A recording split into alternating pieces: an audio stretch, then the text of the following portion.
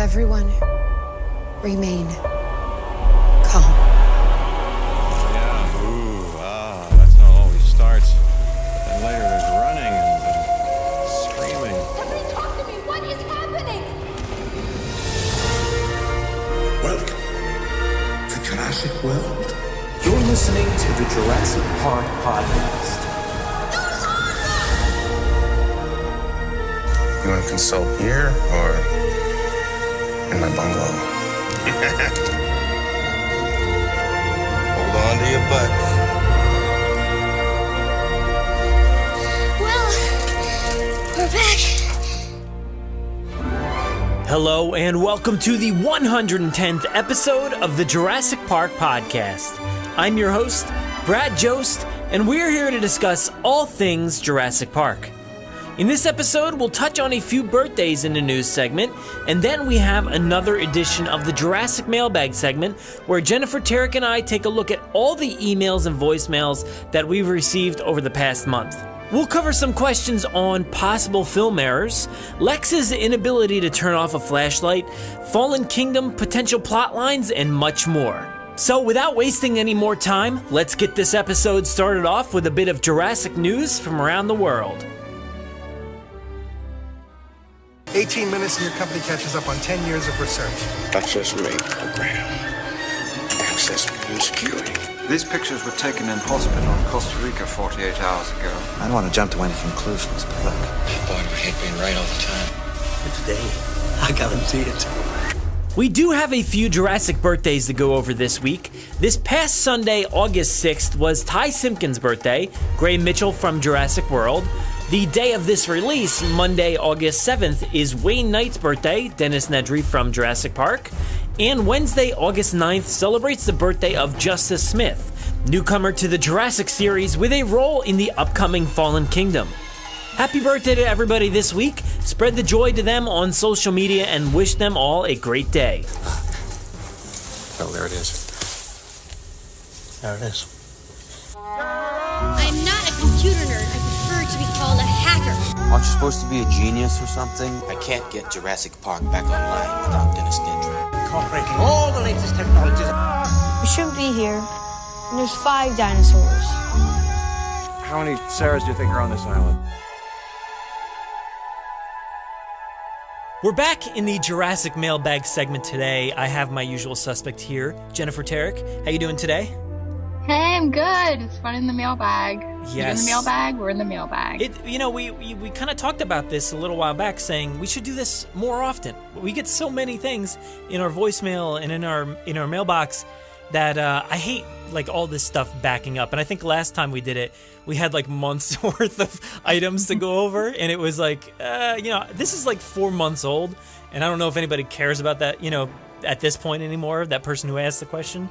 So I want to try and be on more on top of things, and we decided to do it monthly now. So this is, I guess, our first real monthly episode. So this is going to be fun. I'm ready to step this segment up to a whole new level. So this is officially the monthly mailbag. Yeah. Hashtag that. Monthly mailbag. Yeah, I love this. It's so much fun. And like usual, we don't really screen these voicemails or really the emails too much. I kind of skim through them real quick, but I don't really think about answers or anything like that. And you have no clue what's coming your way. So nope. Surprise. It's always more fun that way to kind of be a little bit blind going into them, and it keeps us on our toes. We have to really know what we're talking about. So I like that. And it's there's no fakeness here. We have nothing written. We're just going at it on the fly as it comes in. So yeah, you can tell because I just got right into it. I didn't linger on that intro. Just, hey, here's Jen. Let's do this. Who needs an intro? This is a monthly mailbag. You need a theme song is what you need. I have monthly mailbag theme song. I have my listener segment, so the intro for that. So I kind of that's one of my favorite ones. So I don't know if we need a new one or because I really like that one. It's the one where Ian is looking for Sarah in the wilderness, and he's like, Sarah. I just love that intro. It just cracks me up. So I'll stick with that for now. And if you're listening to this, that's probably what you just heard. So I'm tight on time, so we'll see if I can make something else. But why don't we just dive right in? I'm ready. I'm already in the bag. I'm like swimming with the letters. Let's go. There you go. All right. This first one comes from Lizzie via our website. And actually, I guess before, you can also contact us on our website. You can call us via voicemail 732-825-7763. You can email us JurassicParkPod@gmail.com or tweet us, whatever you want, and we'll get to them. So, like I said, this one's from Lizzie via our website. It says, "Hey Brad, just wanted to say how much I love the podcast. It gets me through the long days at work. Been a fan of Jurassic Park since seeing it in a cinema in 1993. I've still got a long way to catch up, but since I've been listening to your top 5 episode on toys, I've finally started my collection of JP and the Lost World Kenner toys, as I didn't have them when I was a kid. I now have a small pack of Raptors and a Dilophosaurus, complete with frill and screams. Keep up with the awesome podcast, Lizzie from the UK." So you inspired her. That's so awesome. That is really cool. I didn't really necessarily consider that kind of stuff when talking about things, like the toys, the top 5 toys. I think we did both, the Kenner line, the original line, and the Kenner Hasbro line for the Lost World. And I think I did those both with Aaron. And they're so much fun. I love those episodes. I don't know how much farther we can take it. We could probably look at some obscure ones and stuff that we didn't really talk about maybe the first time around. But the top 5, it covers so much, and I think we even push it a little bit farther than 5 usually, with some honorable mentions and stuff like that. But yeah, it might be hard to continue because I didn't really have a lot from Jurassic Park 3. So that was a tough one for me. I might have to corral some folks who have a lot of the Jurassic Park 3 toys and get them on to talk about their top 5s. But like Lizzie, I guess I've kind of done the same thing, and I'm like, all right, well maybe I should try to get some of these Jurassic Park 3 toys since I didn't have them as a kid. And what do I have? I think I have 2. I think that's it. I'm looking at them right now. I think that's all of them. I have this tiny T-Rex. It's a green. It's sort of hard plastic. It's very small, sort of like the baby or the juvenile T-Rex from the original line. And then I also have a pretty cool looking raptor. It's red and purple. I actually like that one quite a bit. It's an interesting pose. I don't quite like the pose as much as some of the older raptors, but it is a cool piece. But yeah, that's as far as I've gotten with Jurassic Park 3. But I'm really glad that at least Lizzie here is caught up and tried to get some of these older toys. Do you have anything still lying around or anything at all? Okay, this is gonna sound awful. I never really had any Jurassic toys when I was a kid because I had a lot of older cousins who were boys, and they brought their toys to my grandma's house, and so they just kind of scattered around my grandma's house. So I didn't really own any personally.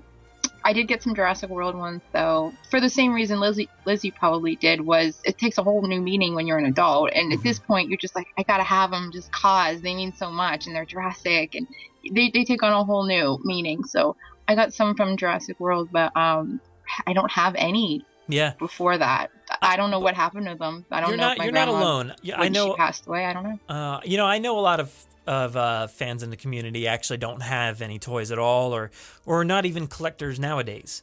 It's just something something you had to, I guess, get into at a certain point in time, or else maybe you're not into it anymore or something like that. But so you're not alone there. I don't think you should feel like Yeah, I think it kind of really goes both ways, extremely both ways. Either you had every toy and you loved them and you played with them and you're all over it, or you just never really had any and you're cool with it.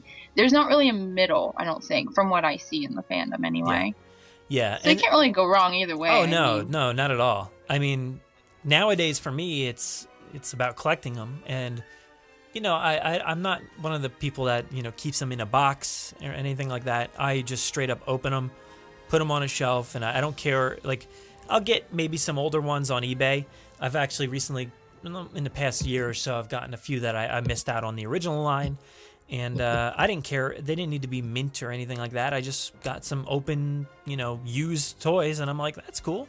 They had their time, so I'll put them right here and enjoy looking at them. That's about it. Yeah, that's it. You just feel better with them around for some reason. Yeah. I understand that.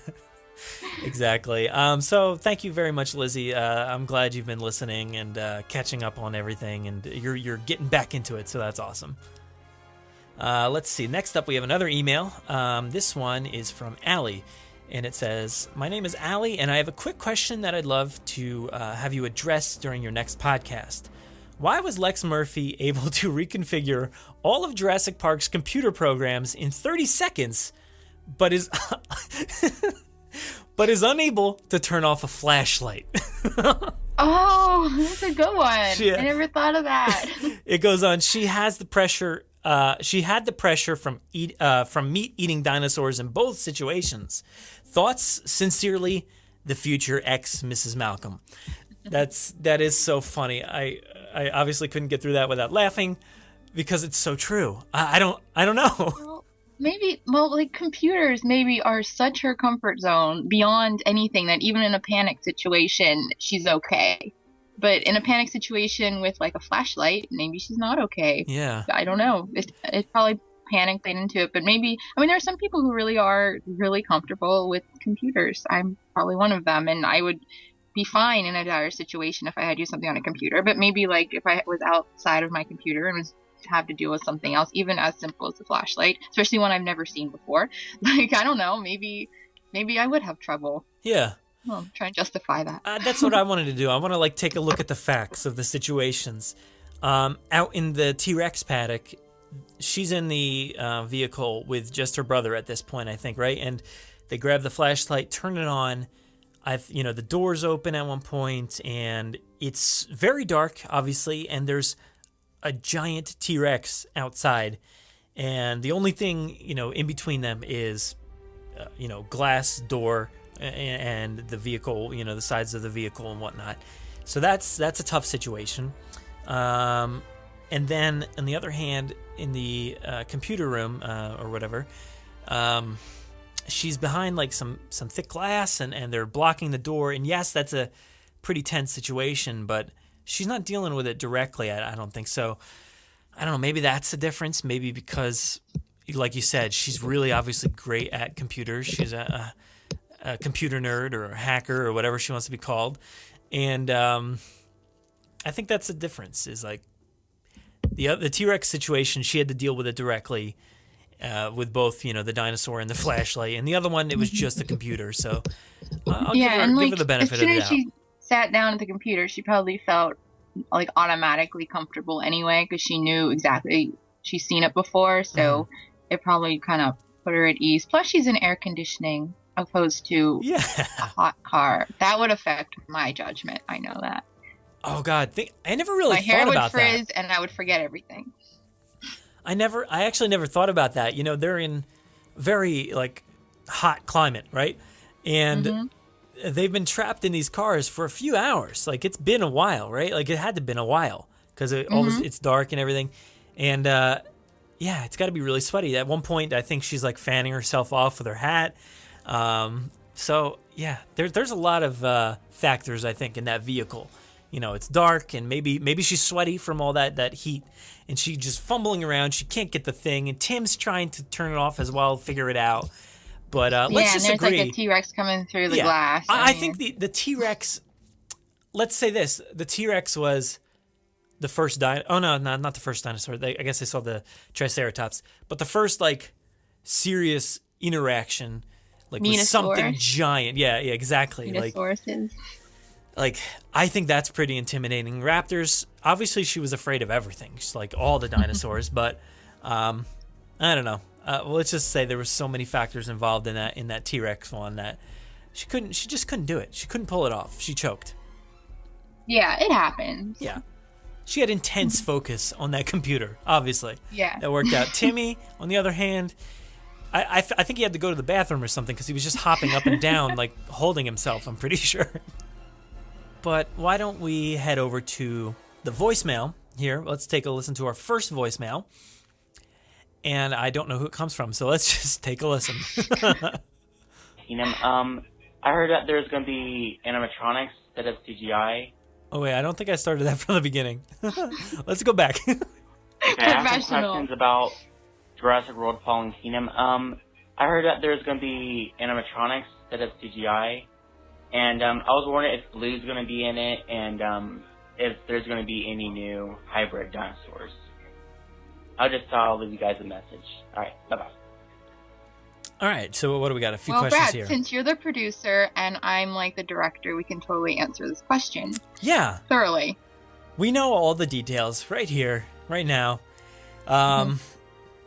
We just don't want to share them. So how can we be careful with that question? All right, so he heard that there's going to be animatronics, and I guess maybe he's thinking not CGI. That shouldn't be the case. There will definitely be CGI. There will definitely be animatronics. We've heard so. It's stuff that's clearly out there. Are they gonna CGI over the animatronics? That is a good question. I would say most likely. I feel like that's just a common thing now, just a CGI over everything. Because I know he's probably thinking, and a lot of people are excited about the prospect of animatronics, but I never get caught up in that because I'm like, they're gonna CGI over it, so it's kind of pointless. Yeah, I mean, let's look at the Planet of the Apes. You have an actor, like a legit good actor that people sometimes forget about underneath, all the apes. But if you want to take the main one, you have him under there, and he is a fantastic actor, and he's doing a lot of work, but people forget that, and then they cover him over, with CGI, and now he looks like an ape, and it's an incredible process, but there's definitely something under there at first. So will these animatronics be touched up? I don't doubt it, I think if there's any kind of issue, they'll touch it up. Like I just recently heard that Justice League has been going, doing some reshoots, but at the same time, what's his name? Superman. I can't come up with his name at the moment. Everybody's like, his name is blah, blah, blah. And I'm like, I don't know. He's been doing reshoots, and I think he's filming, what is it? Everybody's saying, blah, blah, blah. This is the movie. Mission Impossible, I think. And he has a mustache in that movie. I know nothing. I'm the worst co-host. I know nothing. He has a mustache in that movie, and he doesn't have a mustache as Superman, so they have to CGI over his mustache. So these things happen. They just do these things, and you don't really end up ever knowing too much. So maybe they will CGI over some of the animatronic, or maybe it'll just be straight animatronic, straight CGI at one point. He's wondering if Blue's going to be in it. I mean, not that there hasn't been any kind of official confirmation, right? I don't believe. No, nothing's been official really at all. Yeah, there's been nothing, no press releases or anything. It'll just be like Frank Marshall saying, "Hey, there's this thing, blah blah blah, blah blah," and everybody's like, "Oh my God, confirmed, right there, that's it." So things like animatronics, we know because of J.A. Bayona, the director, tweeted stuff, and I think Frank Marshall tweeted stuff. So there is going to be some. We don't know officially if Blue would be in it, but I don't think they'd abandon that dinosaur. There's after a good last probability. One. Yeah, and I think you have a pretty good probability. I know, it just at the end of the movie, Blue and the T-Rex kind of nodded at each other, and are just let's go our separate ways, and they just drifted off. And we know from confirmation that the Rex is back, so why wouldn't Blue be back? And if they're going back to the island and they're going to be there, he's going to be there someplace. Yeah, another thing confirmed is that they're going to be back on Nublar, so why not, revisit Blue and see what he's up to. And Chris Pratt is obviously back, so I think as a character, Owen will specifically want to know what Blue has been doing, or I don't know what the situation will be, but if, say for instance, they just show up on the island after a long time, they'll be like, "Where's my dinosaur? I gotta find Blue." He's gonna say it just like that. Yeah, he'll be blunt about it. And he also asked if there's gonna be any new hybrid dinosaurs. Well, there's been much speculation, and similar to Blue. Well, without spoiling anything, you can put that together and take a guess on that. Yeah, we're not really into spoiling anything here. You know, it's just kind of whatever's been confirmed via tweets or, you know, any kind of official release or anything like that, which is honestly not much. We don't really have a ton to go off of. We have slight clues here and there, but that's about it. So, will there be a new hybrid? I don't know. I think let's just base it off of the last movie. I don't think they're going to give that idea away. You know, I don't think they're going to not do it. You know, I think they're going to continue with that trend of creating essentially the ultimate dinosaur. And they talked about that in Jurassic World, you know, like what if these things were smaller per se, or, you know, that they could go into a war situation and you know, eat the enemy, belt buckle and all. So I think we'll see an adaptation, I guess, of that in a certain way, but I don't know. I'm not really sure how they'll do it. I kind of think they already dipped their toes in that, and so it's kind of become a norm. So they'll do it for that reason, because they already have done it and it went over well, I guess, and people kind of want to see it, and so I don't see why they wouldn't do it, really. So plus, I would bet on it. Plus, Dr. Wu is still out there somewhere. You know, he's out there, and he's the guy that's in charge of all this hybridization of the dinosaurs. So, yeah, you know, I just think it's inevitable that something will happen. And then, you know, Colin talked about all these companies that'll be doing, I think he said the Apple PC kind of thing, you know. So maybe there's another company that'll give it a shot. Yeah, I really don't know what was confirmed and what wasn't at all. So it's really, I have no idea about that. You're always like, Colin said this and J.A. Bonus said that. I'm just, I don't know. I try to stay away because I don't know what's been confirmed and what hasn't. And so I don't want to say something that may have not been confirmed. So yeah, I've been trying to keep good tabs on what people have said and what is a leak, because there's a big difference between, you know, somebody taking a set picture and showing specific things that, let's face it, both you and I probably know or have seen. Mm-hmm. But it's, you know, you just don't want to step on those toes. Right. So that's why I don't know what was leaked and what wasn't, opposed to what was confirmed and what wasn't. So I'm just like, likely on just everything. Everything people ask me, I'm just like, yeah, likely. That's going to be the shortest podcast, is like every question you're just like, likely. It's like, all right, next email. Blah, blah, blah, blah, blah. Yeah, likely. All right, let's hit the next one. Speaking of that, let's move on here. Thank you very much for that voicemail. I didn't catch your name. Sorry about that. But we got another voicemail, so let's take a listen.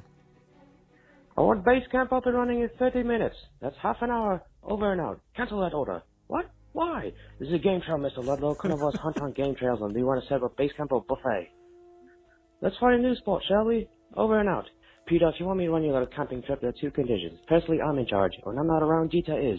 All you have to do is sign in checks, open your case of scotch, and tell us we had a good day. Second condition is my fee. You can keep it. All I'm insurance for my services is a right to hunt on a tyrannosaur. A male, buck only. How and why is my business. Now, if you don't like either of those conditions, you're on your own. So go ahead, set up a base camp right here, or in a swamp, or in the middle of a Rex nest for all I care, rather than to me safari with rich dentists to listen to any more suicidal ideas. Okay. Okay. I have one response. Likely. Likely? Because I have no idea what just happened. Yeah, unfortunately, I didn't want to touch on it, but you wouldn't. So, one of the best quotes from The Lost World. That one came from our friend Yaros. So, thank you, dude. That was awesome. That's awesome. Was likely, yeah. There's like a few people in the community that like know that thing straight up, and I wish I could do that. Like, I know, you know, while watching a movie, I can basically do it, but like on a whim, I can't just like recite like a long monologue like that. That's actually really awesome. That's cool. It's a good talent. Yeah. That's a good skill to have. Right, it really is. Reciting random Jurassic. I love it. Let's move on here. This is a message from Kat. And Jen, I think you're going to like this one. And we've kind of touched on it before. So let's just say that she's frustrated here. Okay. All right, so the email is, so I'm watching the original JP, and with Disneyland's 62nd birthday coming up this Monday, obviously this is a little bit old, I am even more infuriated that they got the opening year wrong. I am so upset that they say it opened in 1956 when it clearly opened in 1955. I know I've written in about this before, and you had some good answers for me. The one I chose is to believe that writers used it as a jab specifically from Universal to Disney, because back then there was definitely a feud/competition between the two. Now we jump to the new tagline for the new movie Fallen Kingdom. I feel even stronger now that this is specifically a jab directly at Disney. Magic Kingdom/Fallen Kingdom. I know you've talked about this, and now I'm even more sure that it is a direct assault. All of us who have worked for Disney or Universal know that there is definitely a rivalry. Blech, I can't say that word. Rivalry. Rivalry. And me in there, it's fine. Yeah, you say that word. And there is even new marketing coming out of the parks. Universal Orlando's Your Kids Are Growing and Ready for the Next Level of Vacationing. Another direct hit at Disney for being little kids. I suppose I'm just going to accept this and appreciate it and try not to get so annoyed when I hear Disneyland opened in 1956 when I watched the original. Now what would be fantastic is if the new movie, somebody says Disney World opened in 1972. That's the end of it. Yeah. All right. So I appreciate her little rant about those commercials when they show, oh, this little girl doesn't want to be a princess, she wants to be Harry Potter. Like, I get that, that's annoying. But about her question, I gonna make her feel better here by saying I don't think Fallen Kingdom is a reference to Magic Kingdom at all. Actually, I never got that. I didn't think of that until people in the fandom started bringing that up. My initial thought was to T-Rex Kingdom, because they already had that built and like established in the first movie, so it makes sense that. And then the T-Rex was the only kind of dinosaur around, and so that was like her kingdom, and so it's about that. And I never really went to Magic Kingdom until I saw it in the comments and stuff. So maybe in that aspect, it's not a jab to Disney. Yeah, I agree. You know, we did talk about it quickly, but I feel like we had to talk about it just because of the kingdom reference. But you know, we were trying to come up, I think me and Aaron were trying to like discuss any possibility as to what, you know, Fallen Kingdom meant. And we talked about it for probably over an hour. So obviously we mentioned like every possibility at that point. And Magic Kingdom was something that people talked about at that point. And, you know, well, how does it relate to that? And I mean, yeah, there could be a slight relation, but I don't know. That's like pretty low on my list of things that Fallen Kingdom means. And I think you've got it, you know, nailed right there, that, you know, it's about the T-Rex kingdom and just like the kingdom of, you know, Jurassic World or something like that. Oh, so, Nublar. Yeah, like, Nublar. You know, Nublar. It was the end of the movie. T-Rex. It was in T-Rex Kingdom, and then at the end, she did her little roar over her kingdom, and now we're at Fallen Kingdom, and so I really don't think it's a Disney reference at all. And they maybe didn't think of that either, and then they saw it, and people were saying it, and I'm like, oh, okay, we didn't even think of that because our heads were so this way to the T-Rex. I think. What do you think about the that quote from Jurassic Park? Because it is strange that John Hammond does say, like, well, when Disneyland opened in 1956, you know, you didn't think they had any problems or whatever. So, and obviously, even at that point, Malcolm says, well, when Pirates of the Caribbean, you know, the pirates don't eat the tourists. But that ride wasn't open in 1955 or 56 or anything. It took a few years for that to come in. But so was it a mistake by the writers, or was it a jab? I don't know. What do you think about that specifically? I don't think it was a jab. I think they've been jabbing lately, so I'm on her train about that. But no, I don't think that was a jab. I think, because he even joked about building in Orlando and stuff like that. So I think it was just a reference that Jurassic's a park and Disney's a big theme park, and it's like they're in the same game. That's all. I don't think there was any personal jabs from Universal to Disney. Yeah, I don't. So I did as much researching as I could. It's very difficult to find any kind of information on this, and I do have quote, sort of, from Gerald Molen, one of the producers from Jurassic Park. He is, what's his name? Dr. Harding from the first movie, the guy at the sick Triceratops. And his quote here, somebody asked him, why does John Hammond say that? And his quote is, typo. So there you have it. There it is. I think that has to answer it. I think that's the definitive answer, unless we specifically hear from Steven Spielberg. I think even he's said something about it. I believe I had something, but it was like not a full quote or anything. It was just somebody said like, oh, it was a mistake or something. But so one of the producers right here says it was a typo. So yeah, I mean, it's possible. I guess they just didn't double check what year it opened. And somebody's like, all right, yeah, that sounds good. That's when it opened. Yeah. And it was close. It was off by a year, but whatever. But yeah, it is frustrating when you're such a big fan, like we are, both of us and Kat, of the parks there, and you get that little detail wrong, and it could mean many things. Like it could have been a jab, but yeah, I guess it's not. It's just a typo.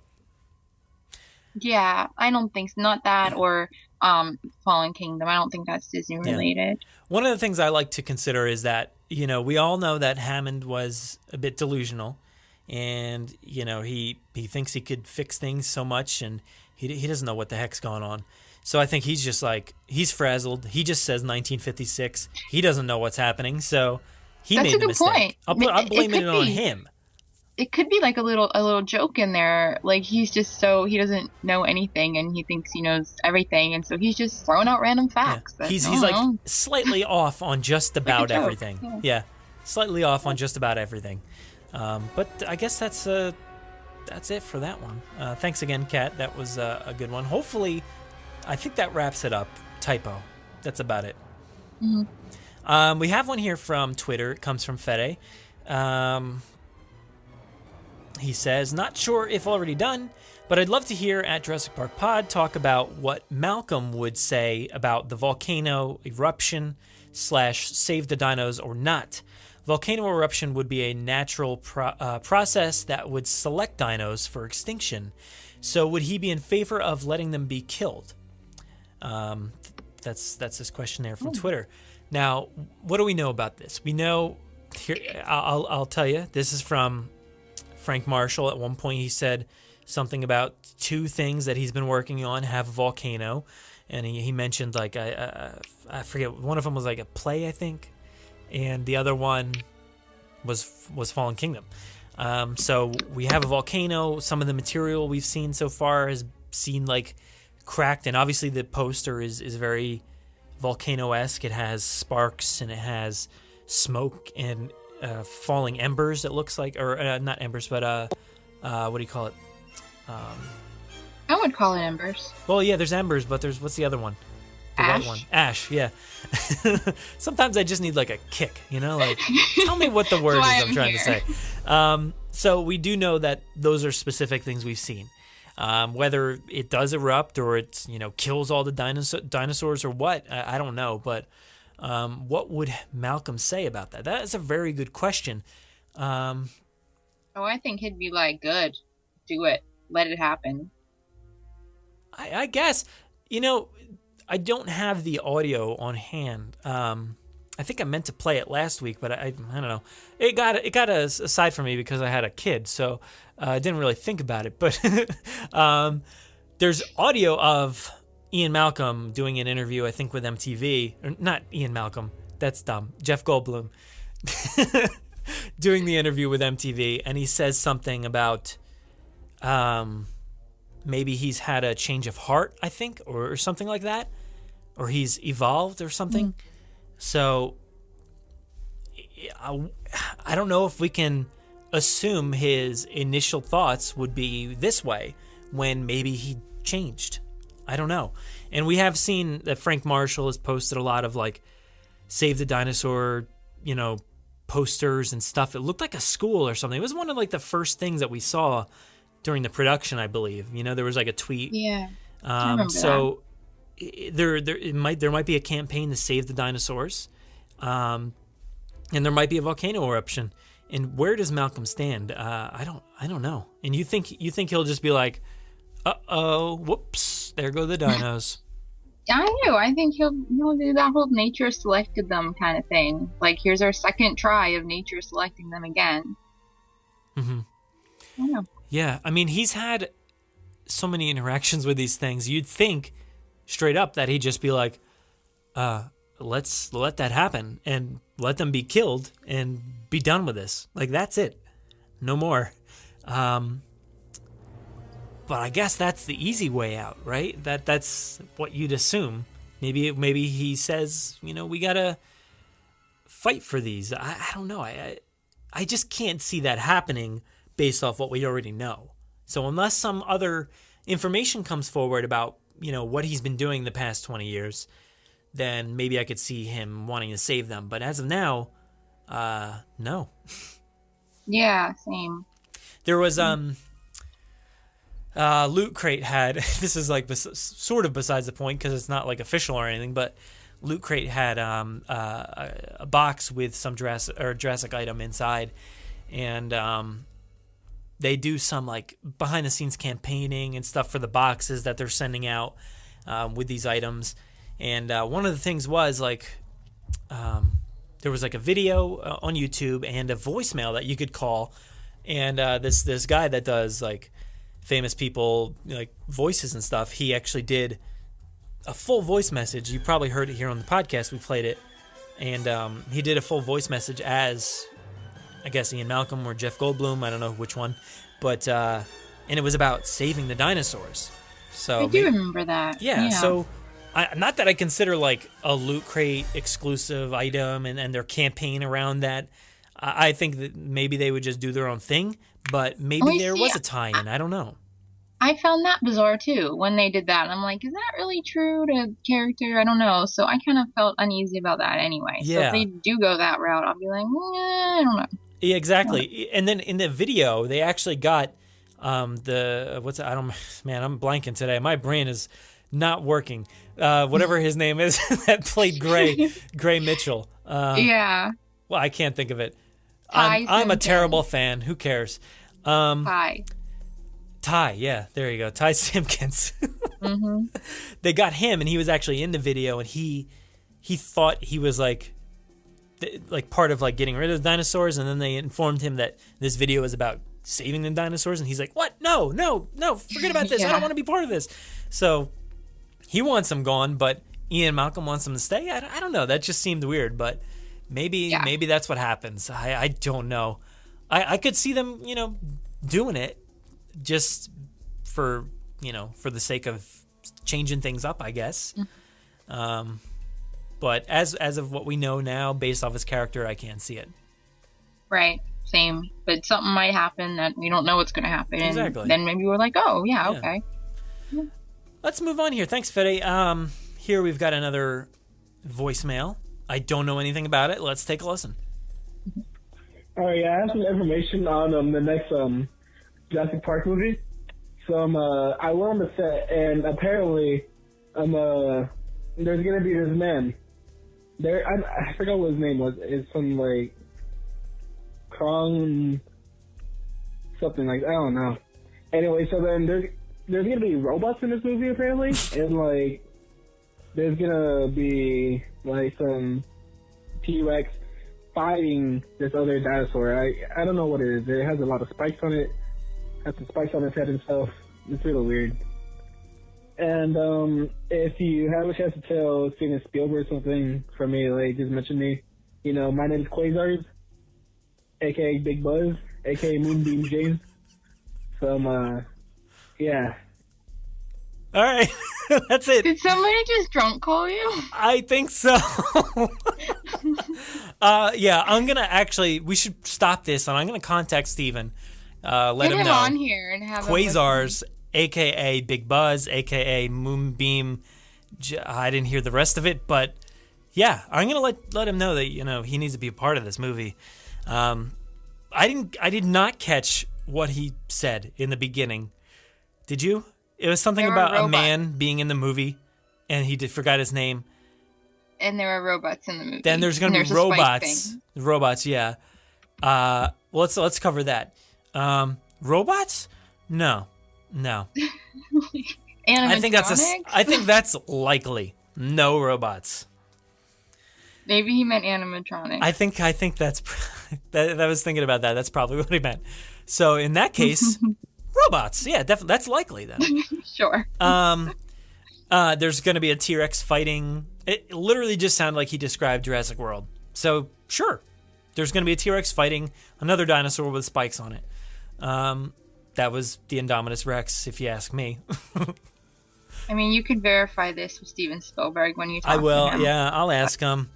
I'll try to find out the spike dinosaur and the guy, whatever that man was, who's going to be in it. I forget. And I'll ask about the robots. But yeah. Thanks, Quasar, aka Big Buzz, aka Moonbeam, whatever. James J. I didn't hear what that was. Thanks. Yeah. We got another message here on Twitter from Matt, aka Sickleclaw. We'll stick with the AKAs. Also for the mailbag, how would fans react to the possibility of no Nublar going forward? So, I guess he's kind of piggybacking off of what did I just say? Piggybacking, not banking. I don't know if I said banking. I couldn't hear. I have headphones on. It got totally derailed. I don't know. The voicemail got to you. Yeah, it did. So, how would fans react to the possibility of no Nublar going forward? So, I guess if by chance this volcano destroys everything, or by chance that maybe we just don't go back. There's no reason to go back. Maybe nothing happens. Nothing gets destroyed, but we're moving on. How would fans react? How would you react? I think that's inevitable anyway. Either if it gets destroyed or not, I think that's where we're going. And I kind of think people know that in the back of their minds somehow. Like, we've been here so many times, and I do think that the last movie is not going to be there. And I think a lot of fans think that too. Even if they don't want to believe it, I think they know that's probably where it's going to go. So I don't know if it'll be a huge shock if they do go that way. And I think people are mentally preparing anyway. So, yeah, I think it's okay. Yeah, that's a good reaction there, because I think you're right. I personally, I have no idea how the third movie will go, or sixth movie, whatever we want to call it, third or sixth, I don't care. I don't know, but I could potentially see them not ever visiting an island at all. It just could be straight mainland or space. I don't know. Could be anything. After that last voicemail, it could be space. It might be. Didn't someone ask if it was going to be space? Didn't we have a question one time where someone was talking about space? I think we probably did, yeah, about something maybe Jurassic Galaxy or something like that. Yeah. But yeah, they could be right. They could be onto something. How would I react? I don't know. I think we had that already happen, essentially, for oh man, I don't even know how many. I guess a lot of years, 20 plus years now. Before Jurassic World, we had just Isla Sorna, and we didn't have any Nublar. I mean, yes, it was an island and there was facilities, so it was very similar, but definitely different. So at that point, we had not gone back until Jurassic World. But going forward, I don't know. I guess it would just be something I'd have to live with, and we'll see what happens, how I react. If it was destroyed, I'd be so upset, and we talked about that already, so we don't really need to go down that road again, but I'd be upset, but I'm okay with branching out and changing it up. Yeah, I think that's, like I said, I think that's where we're going, so it's not crazy shock, so I'm okay with it. Just because I'm preparing myself. If it just came out of nowhere and slapped me on the face, I don't know, be a little heartbroken. But yeah. I'm okay. Yeah. All right, so we'll move on here. This is from somebody familiar. So let's I'll read this one. It says, Owen and Claire's first and only date is implied as not going well. What do you believe happened on that date? Do you think I know who this is. Do you think they went to Winston's Steakhouse or possibly Dave & Buster's on Main Street? Owen wore board shorts. What do you think Claire wore? This is, it says actually, P.S. hot dog sandwiches are the best. Yeah, Josh, they are the best. Hot dog sandwiches. There's only a few people who will know what that even means. So let's dive into the first question here. What do you believe happened on that date? I guess the first date, right? The first and only date, I guess. Oh, okay. Man, why is Josh throwing me under the bus? I don't know. I don't know. Why is he doing this to me? I know why he asked this too, and I know what he's doing, and I know about hot dog sandwiches. Like, I can't even deal with this. Okay. I feel like, didn't you? I thought I saw this on Twitter or something the other day. So let's hope. I think you're ready for it. You got this. Let's see. Okay, so I just tweeted this question out, and then he goes back and throws it at me like I'm supposed to answer it when I just asked it like 2 days ago. Let's see. Okay, so he asked where did they go and what happened. Yeah, what do you believe happened on that first date? Well, I read this really, really, really, really good fanfic like maybe a month ago. It was really good. Loved it. And shout out to whoever wrote it. I don't remember what it's called, and I don't remember who wrote it, but shout out to you. And it was really it explained this so well. And what happened in there was Claire wore this really nice green dress, and Owen wore his crappy board shorts. And he went, and she thought she was going to dinner, and he took her to this bar for drinks first, and she was all, what? And then he was all like ordering all this garbage, and she's like, wow. And then he was all like being unpolite and stuff, and it was just very, very like that. And I think that's what happened. And then she kept wanting to go to dinner, and he was like really, really like inappropriate in that. So I think that's what happened. And yeah. I think that, that sounds about right. I mean, there's a lot you can infer, I guess, from that quick scene.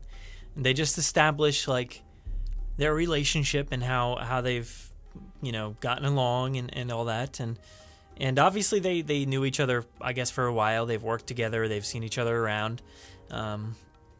And yeah, the date obviously didn't go well. So I think that's the best explanation, is that he just acted like himself. Like, obviously he acted very kiddie the entire time, like leading up to, when stuff actually started, like bad stuff happened on the island. So he was joking. He was just constantly kidding. So I could see that happening. He just didn't take the date seriously. I do wish I could remember what fanfic that was and just instruct people to go read that chapter, because it was done so well, like perfectly, and I'm failing miserably explaining this. It was a while ago, and I didn't really think about it enough to retain, but I remember it being really good. And like even the talks, the discussions they had, like the stuff he was talking about, stuff she was talking about, it was just written really well, and it made sense. And I can't recall it to give that answer, and I don't know who wrote the fanfic, and I don't remember what it was called, so I'm failing all over this, and he knows I was going to fail over this question. That's why he asked it. Well, I don't think you failed. I think you just you pulled it together and you actually gave a good answer. Because I think it's as simple as that. It's just like pretty just on the surface there. We kind of know that he's childish and she's more straight-laced, and then they just clashed. It didn't really work out, but now that they've had a little bit of time to go through like a traumatic experience, they kind of are on maybe a similar level. I don't know. Maybe that won't be the case when the next movie starts. But his last question here, what do you think Claire wore? I don't know if did you answer that? Oh, I think, according to my fanfic, it was that green dress, and she had her hair up. It was a really good fanfic. Oh, and then something about the itinerary. That was written in there really well, too, because it was like he was making fun of her itinerary, and she felt so bad about that.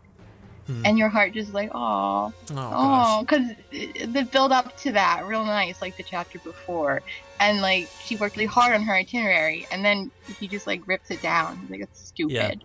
And it's just, I think that's what happened. That sounds pretty good. I mean, I don't think the date went that bad, right? It couldn't have gone that bad. I mean, it went bad enough where they didn't like, go on another date or anything, or maybe not even interact. But I think like they're cool with each other still. It wasn't like the worst thing in the world. Yeah, if I could just make someone send me that fanfic, if you know what I'm talking about, just send that to Brad and be like, promote it to the world. Yes, it was a good one. Awesome. Well, that's good for that, I guess. Thanks, Josh, for throwing Jen under the bus.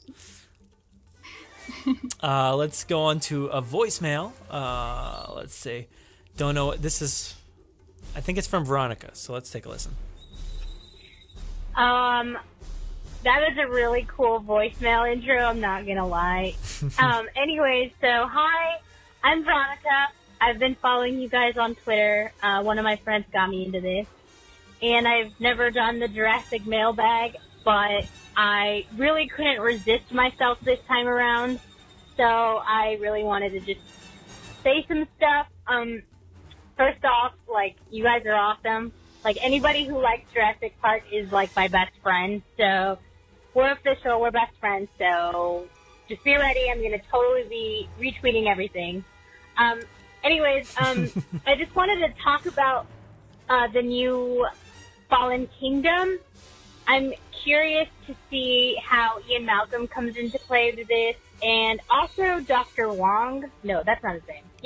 No, Dr. Wu. Sorry, I was thinking of his real name. I don't know if anybody read the book, but I've read both Jurassic Park and The Lost World, and I know that Dr. Wu is kind of like somewhat of the main character, but he also, something happens to him, and I don't want to give anybody like any spoilers away or anything like that. So I'm interested to see if they're going to follow Dr. Wu's like storyline in the Fallen Kingdom, because like, you know, it was like his whole thing of creating the dinosaurs and stuff like that, but you know, it didn't turn out his way, and I just really want to see where he goes, and I'm also curious to see where Malcolm comes into all of this. I'm really curious to know what this whole plot is about. Like, I've seen theories and I've heard stuff, but I really just don't know what everything is going to entail. So I'm really excited about this. I am really looking forward to it. And I think that's pretty much all I really wanted to say. It was totally incoherent because, like, I'm super excited about talking about Jurassic Park, so it's never coherent. But anyways, yeah. So, yeah, you guys are awesome. And thanks for listening to my really buttery message. All right, bye, my Jurassic Park friends. Oh, we have a new best friend. Best friends, right there. It's so exciting. And I mean, she said that, you know, she was totally incoherent. I thought it was fine, but I think it goes right in line with the rest of this episode so far, right? I mean, we've been incoherent at times. Yeah, I mean, you just listen to the last hour or so. I was never coherent. I can't say words, and we have, you know... I know, you have me, like, saying, what was the word you couldn't say? Line, just give me the line. Like, it's like a script, and I'm like, you're holding the script, and I'm trying to figure it out, and I don't know what it is. So put me saying words in that you can't say, and just replace them with my voice, it's fine. This is how we do it professionally. Oh, God. But that was an awesome voicemail. Let's see, let's go back. The Ian Malcolm stuff, I guess we've kind of covered that a little bit here so far. How does he play into this movie? Man, I don't know. I really wish I knew, like, how big his role was, or, you know, how many minutes he's in this movie or whatnot.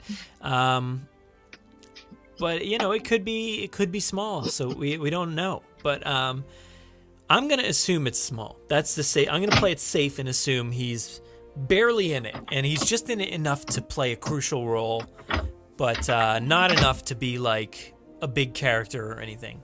But maybe like we said, maybe he's on the side of saving these dinosaurs or whatever is going on. I don't know. I've always imagined him, you know, petitioning in a newscast or something to shut this island down. But I don't know. Maybe it's the opposite.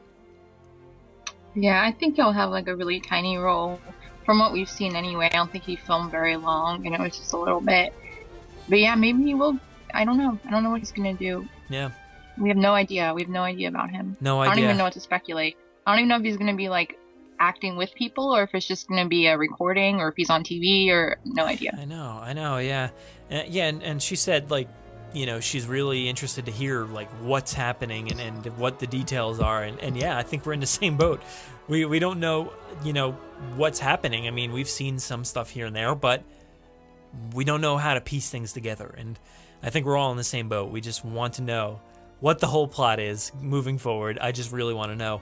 And as far as Dr. Wu's concerned, that's a good question as to what happens to him. And I mean, does he, let's think. Like, one of the things I like to go back to is the 2XL. I don't know if you've gotten a chance, but me and Aaron, I keep bringing up Aaron Beyer, big part of this podcast, and he has the awesome 2XL robot.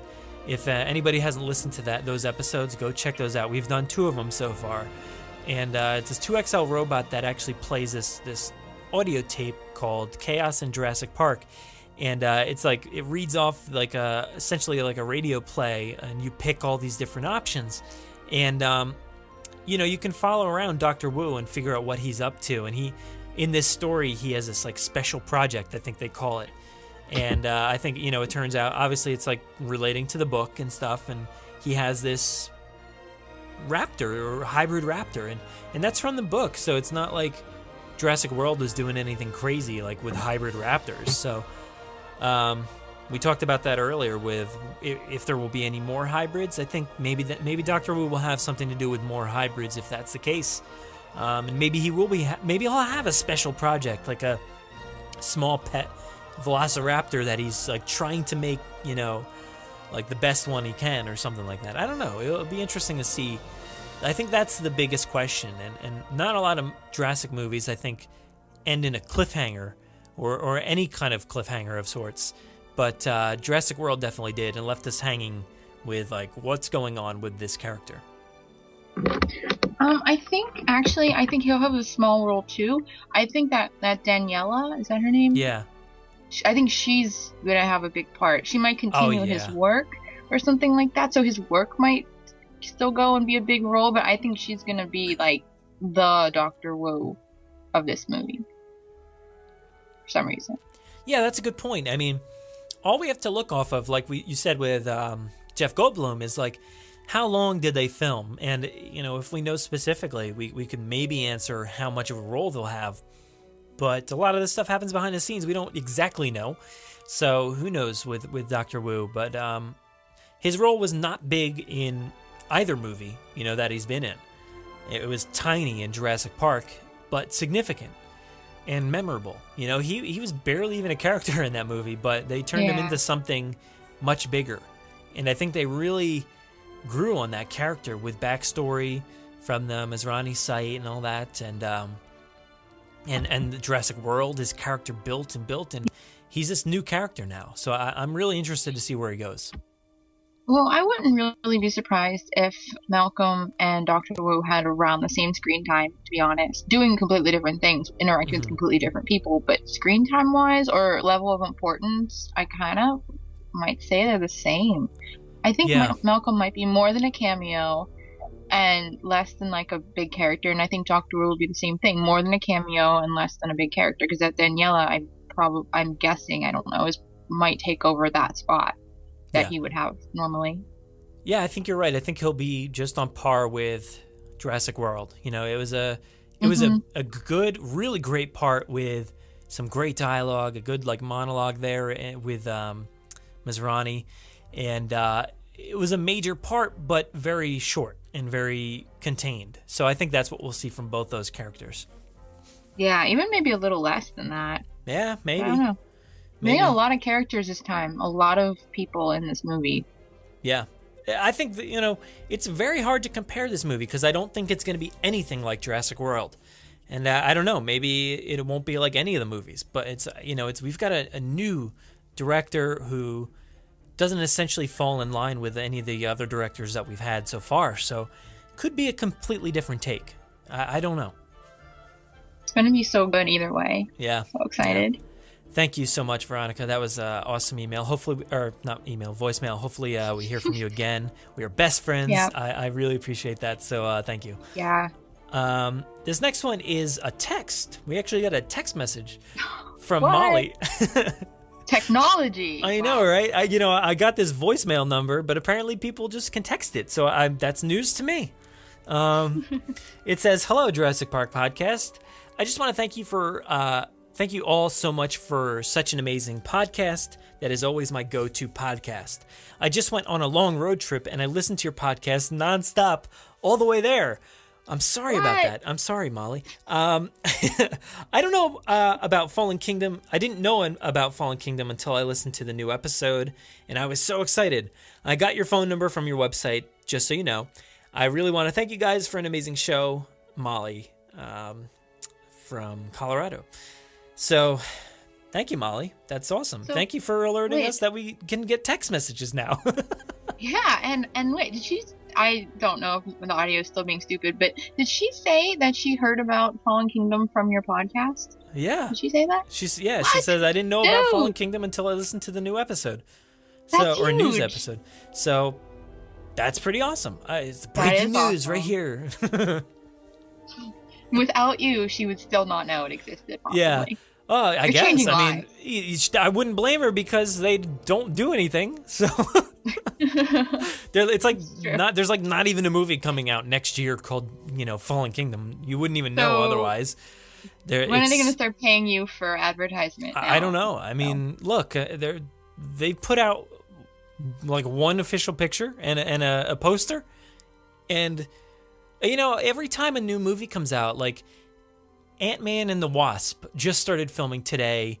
What is today? Today is August 1st. August 1st. I believe it started filming today, and like they tweeted from the account and put a quick video like with some cool music and some footage from behind the scenes and stuff like that. And you're just like, what? Day one? The first day? Like, what? Other movies are doing this, and like, I think what was it? Westworld was filming for like a week or something and put together an awesome trailer for their second season, and you're like, well, come on, let's get something like out here, people. Let's get something. We don't even have stills. We have no stills. If those pictures didn't leak from the set, we wouldn't know anything. We wouldn't have costumes. It wouldn't even exist. Nothing. We didn't even know they were filming if they didn't have that stuff. Yeah, it's very interesting. It's one of the biggest franchises in the world. You can't get much bigger. You got Star Wars, I guess, bigger. The Avengers, whole entire cinematic universe is huge. And then you have Jurassic, and I don't know, there's not a ton of other franchises that are bigger. I don't think there really are. So let's treat it with some respect, I guess. That's all Molly's asking here, right? I mean, all that's been officially released was that picture? Yeah. That's the poster, because Bryce tweeted out those pictures and then other people and stuff, but there's the only official thing. Had they not been on social media, had none of that leaked or nothing, we would only have one still and one poster with nobody even in it. Imagine if nobody tweeted a single thing about like the cast and crew. I mean, not the leaks and whatnot, but imagine if the cast and crew never said a word about this and just like, we had nothing to build it off of. Like, at least they've given us small clues, like we talked about in the beginning, which is hard to keep up with, like you said. We'd have nothing, and that's crazy. And the movie's coming out in less than a year. That is nuts. Yeah, that's heartbreaking. Soon enough, we'll get stuff soon enough, and in February, I guess we have the Super Bowl coming up, and that's a big time for trailers and whatnot.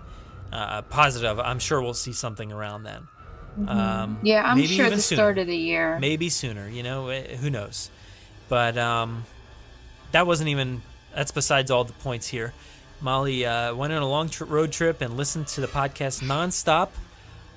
Sorry, like I said in the middle of your email, that you had to listen to my voice, Jen's voice, whoever's voice was on those episodes so much. But thanks. She deserves an award. Yeah. You're gonna send her an award. Like Veronica Loyal said, best friends. award. That's what it is. A friendship necklace, like in a friendship bracelet. But thank you. That's awesome. I love hearing that, people are devoting their time and their trips. I don't know what you looked at on your trip across the country or wherever you went on your road trip, but I'm grateful to know that you listen to our voices as you're looking out the window to some cool sights. I totally got this random image of like people having a map and just putting like a picture of you everywhere that they listen to you at, and you just like driving along to all these places in a cartoon version. Oh man. Being like Brad's journeys. Yeah. In all these places. Oh god, that's more. I hate to say it, but it's probably more likely than you're joking about, because I mean, not like literally putting like stickers on a map or anything, but I've listened to podcasts for years now, and I can like pinpoint specific places I've been where I've listened to that podcast, and it just like pops in my head every now and then when I think back to that moment or that place, and I'm like, oh yeah, that's right, I was listening to that episode. I can remember the episode, and I can remember sort of what they were talking about and all that. So I think you're not that far off there, Jen. I think that's people true, though, maybe do remember, what's going on, and that's freaking me out a little bit. You're always gonna be remembered now, because that's awesome. We put these things together and then we forget about them. Like I don't remember what we said in the beginning of this episode an hour ago. So I don't remember either. I don't remember the question before this one. Oh, we were best friends. Yeah, we were best friends. Okay, that's all I know. But yeah, so thank you so much, Molly. That's awesome. Keep texting, and if you want to step it up, you can call our voicemail. But let's move on to the last one. This has been a marathon. We've been going crazy, so let's get into the last voicemail here. Let's rest our voices for a second, Jen. Hi, this is Amy, and I'm calling in response to the Jurassic Mailbag. For my Jurassic thoughts today, I thought I would talk about an underappreciated character from the movie The Lost World. Oh, no, Jen. Ian Malcolm's daughter, Kelly Malcolm. What? When I was a kid, I really resonated with her character, not only because she was close in age in a strong female role, but also because she was outspoken, funny, obviously loved her dad and family if she was willing to go against his wishes of staying put, and clearly advocated for knocking a velociraptor to the ground with her gymnastic skills in order to save her dad. Most secondary characters in sequels, you never hear about her again in the Jurassic Park franchise or in the movies, and you don't really hear about her in the Jurassic Park community. So this is my salute to her, because she is a great character, and that's my thoughts. So thank you so much, and I hope you guys have a great day. Bye-bye. Oh, Amy, I liked you, Amy. You were friendly. I was gonna say how bubbly and friendly everybody is here when they're calling in, and it's so polite and formal. And then The Lost World, Amy, no, what are you doing? No, Amy, yes, she's a good great call, Amy. Keep calling in about The Lost World.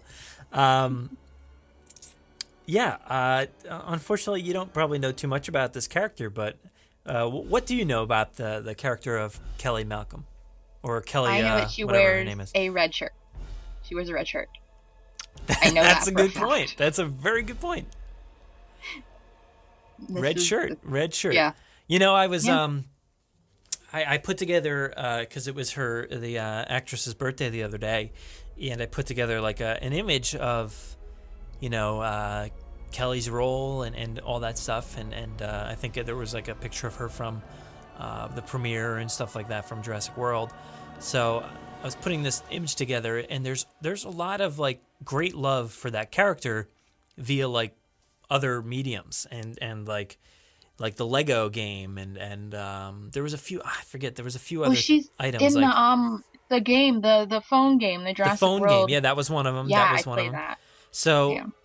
There's a lot. There is some love for the character, but I agree with Amy that there's not enough. Like, and she nailed it on the head with all the great points about the character being outspoken and funny and caring for the family and whatnot. I agree, because it is an interesting character, and that movie is definitely about family, and I think Kelly's an awesome character, and it's I don't know, you can't just keep revisiting all these people and characters and whatnot, but Kelly Malcolm would be an interesting one to kind of show up here and there, maybe just as a small quick cameo or something like that, but. Yeah, I do like her character. I think she was smart, intelligent, and could handle her own. Like, compare her to Lex and Tim.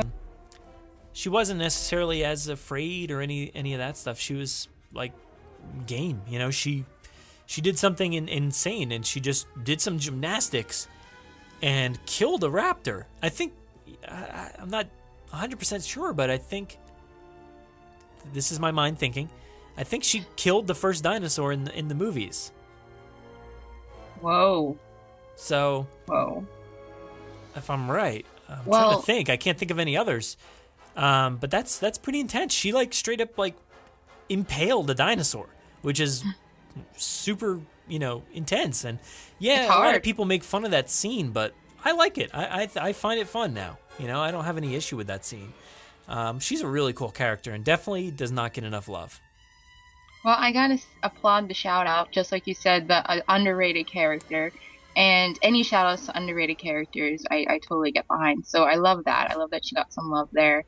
And I guess if that was your movie growing up, if Lost World is your movie and you're around that age, you would kind of attach yourself to that character. So I could kind of see how you would. And then all of a sudden you're like, oh, she disappears for the rest of the movies. Okay.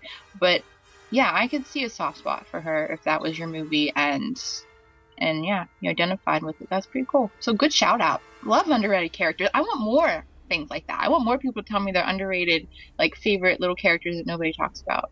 That's cool. Yeah, that's maybe a potential episode in the future sometime is talking about all the underrated characters. There's a few that pop up, and yeah, she's pretty high on that list, and such an awesome character. And some really great quotes and stuff from her, like calling her Karen, which was her, I guess, babysitter or something, a troglodyte for not having Sega. It's hilarious, the stuff that comes out of her mouth. And I love the fact that she had candy on this, tons, the most amount of candy, literally. She just went trick-or-treating and then got in the back of that RV and then was shipped to Isla Sorna. So much candy. You've never seen so much candy in your life. So you have no idea what I'm talking about, but it's hilarious. Nope. But yeah, she's a great character. She made it all the way across that island, no questions asked. Just did what she had to do and took out a raptor in the meantime. And then, yeah, she does disappear towards the end, but then reappears at the very end. And yeah, it's really cool. She's one of the last characters you see. So I think that wraps up our emails and voicemails and text messages and website contacts and everything. That's a lot. Yeah. That's an hour and something, an hour and change. That's that was so fast. That's 1 month's worth of content there. That you amazing listeners have cared to actually write in and call in and do all that. I think a lot of people are maybe afraid to call in, don't know what to expect, but it's not. I'm not going to pick up, so don't be afraid. Don't feel like oh, I'm afraid to talk to him or something like that. But no, I'm not picking up. It's just a voicemail. So leave a message and we'll get back to you eventually. And I think the more people hear other people doing it, they're like, oh, well, it's okay. Other people are doing it, and then more people are doing it, and it's going to keep building. Exactly, so, yeah. Throw out a challenge. Be like, see if you could top this month. For September, my birthday's in September, so let's get a huge monthly mailbag for September. Yeah. I just challenge. I just threw that down. Let's do it. Yeah, I want to do these, like we said, every month, and this will be... What I want to do is do the first episode of the month. So every first episode, whatever Monday becomes the first episode of the month, that'll be this one. So the Jurassic Mailbag.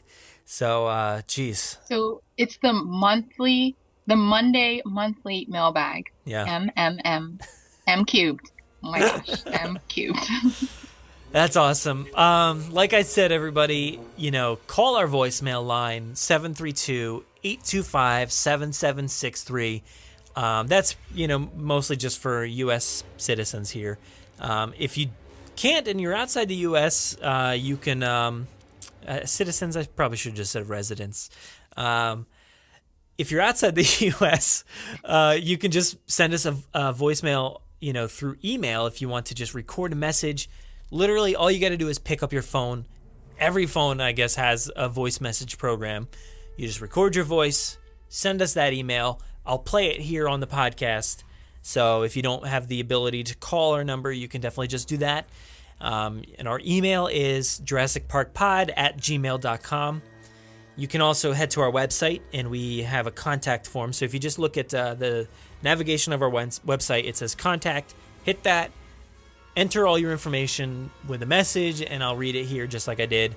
And that number I read before, apparently you can text it. So, if you want to send a text message, that's cool too. Did I cover everything? Yeah, I think that's good. You just put the new text thing in that we found out, and then we had a best friend, and this was an eventful night. Yeah. If you want to, we've read a few from Twitter. I guess you could also do Instagram or Facebook, but I'll say that Instagram, Twitter, and Facebook, there's less of a chance that I'll actually remember those ones. So I have to actually physically remember to put them on the notes. Otherwise, they'll just get lost because notifications are coming in rapidly. So if you want to definitely be on the show, email, text us, or call our voicemail. So that wraps it up. Jen, any last thoughts here? I just want more best friends. So, and I want September's Monday monthly mailbag to be huge because it's my birthday, and I want best friends, and this is awesome and fun. So, yes, challenged. We are all best friends. Thank you very much, Jen. Don't where be can afraid everybody to call in? Yeah, where can everybody find you? You could find me at Jennifer_Lynn89 and at the Bryce Dallas Howard Network. 101% of my life at BDH Network, and then website BryceDallasHoward.com, and all of that happening, and we have all Bryce's happening going over there, so check all of that out. I'm always there. Whew. Awesome. Yes. Thank you. And geez, this has been a long one, and like you said, September is going to be longer, folks, so do it. Start sending them your questions, your comments, your thoughts. Start sending them right now. I'm already prepping. I already have answers. My notes. I've already opened a new note. So let's get this started. I don't even need the questions. I'm ready to go. All right. I'll see you next month, Jen. Okay. See ya. Bye. Bye.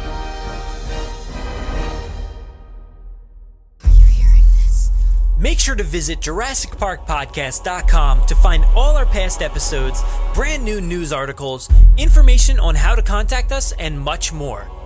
It's a great source for everything related to the podcast and, of course, Jurassic Park and Jurassic World.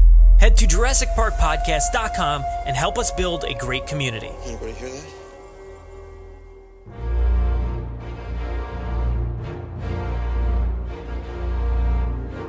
Thanks for listening to the 110th episode of the Jurassic Park Podcast. Of course, a big thanks to Jen for joining me for a very lengthy edition of the Jurassic Mailbag segment.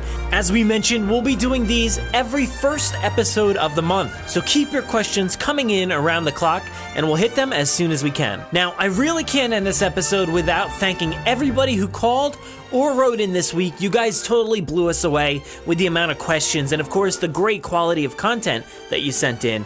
Keep it up, and I hope we hear from each one of you again soon. As always, if you want to interact with us, we do most of our work over on Twitter, at Jurassic Park Pod. We're also on Facebook at facebook.com/Jurassic Park Podcast, and our Instagram handle is at Jurassic Park Podcast. You can listen to us via iTunes, Google Play, Podomatic, YouTube, our website, or wherever else podcasts are found. So make sure to subscribe to automatically get new episodes every week. If you haven't already, please give us a 5-star review in iTunes or a great review wherever you listen to the podcast. It will seriously help out our rankings and make it easier for people like you to find us. We're usually spotted commenting on the Jurassic Park subreddit as Jurassic Park Podcast. Don't forget to check out JurassicParkPodcast.com for all the links you heard here today. If you want to get a hold of us, you can email us with any news stories, MP3s, comments, or if you want to debut a segment of your own, send them to JurassicParkPod@gmail.com. Or you can submit questions directly on our website contact form. If you'd like to record something for the show, send it in to us and we'll feature it in an upcoming episode. If you don't have any way to record, you can give our voicemail line a call and leave us a message. That number is 732-825-7763. Thanks for listening and enjoy. No, I'm simply saying that life finds a way.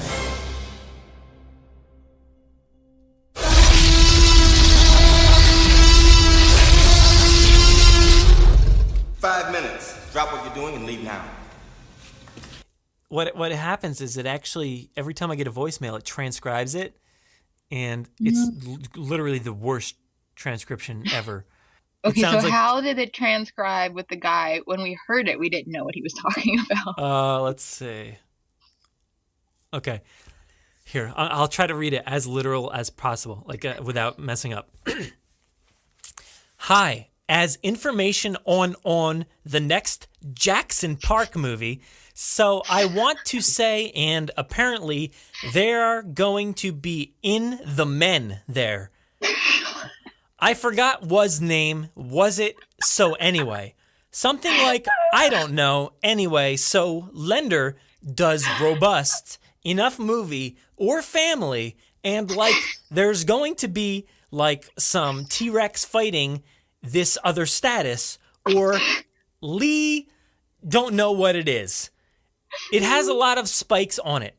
That's a spikes on his head, and so it's really weird. And if you have a chance to tell Scene this bill or something from me, late didn't mention me, you know my name is Quasars. Okay, Big Buzz. Okay, Moonbeam. Jays. So yeah. Put this recording at the end. Do it. Oh man, that's the best voicemail. I don't know. That was great. That's an insane transcription, and I can't decipher what it said based off of that. Whew, thank you, Google Voice, for that laughter.